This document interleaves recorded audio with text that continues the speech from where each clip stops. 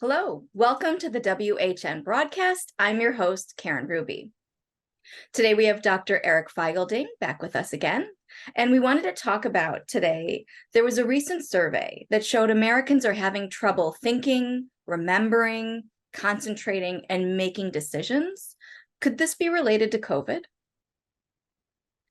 Yeah, thanks for having me.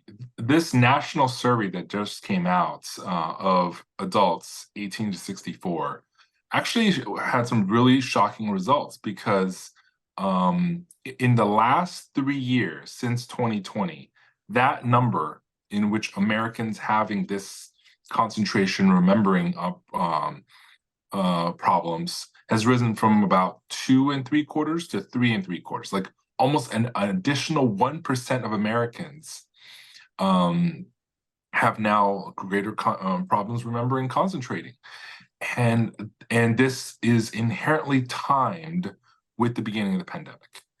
The rate of increase was not this much before; it was very steady, and in other disabilities, they didn't see this. It was uniquely this question that stood out.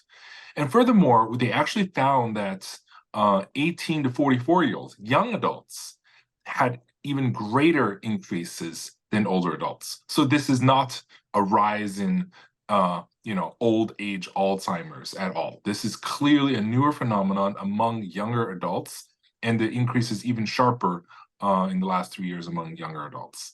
So we think this is definitely related to COVID because COVID's brain fog neurological effects are well documented.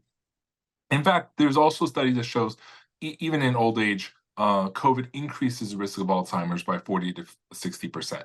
So we know that it causes memory loss, dementia, and Alzheimer's in old age. And we know that it causes brain fog in young people. I think those who just say, oh, we have the tools to treat COVID, it's not enough. I obviously encourage people to get the new XBB booster because the uptake of that is very low. But just looking at in terms of treatment, oh, we have the Paxlovid. Well, Paxlovid, first of all, not everyone has access to it. Even if you are able to access it, not everyone can afford it because also this federal subsidy is gone. And if you have insurance, maybe you can get Paxlovid, but it still has many hoops to jump through to even get that. But many people who can't afford it, can't access it, just won't be able to get such tools. The fact that this showed up in national survey statistics, they increased memory concentration problems in an increase of 1% of the American adult population is just dramatically worrisome. And I think this calls for greater action towards prevention of COVID, not just treatment of COVID. Yeah, 100%. Agreed. So what can we do? Well, I think, first of all, the CDC needs to not just take the, car mechanic approach. It needs to take the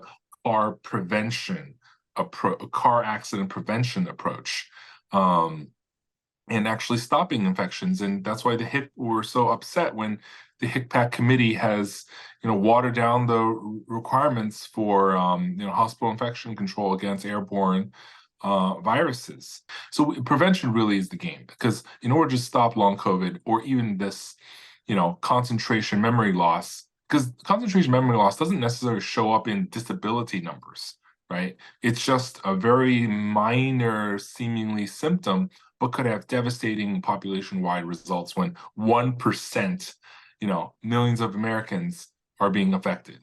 So I hope prevention really is more emphasized by the CDC, by hospitals, by everyone.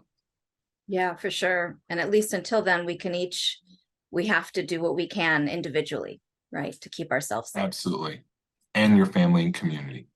Think sure. of your community. Even if you think you're low risk, many others around you are not.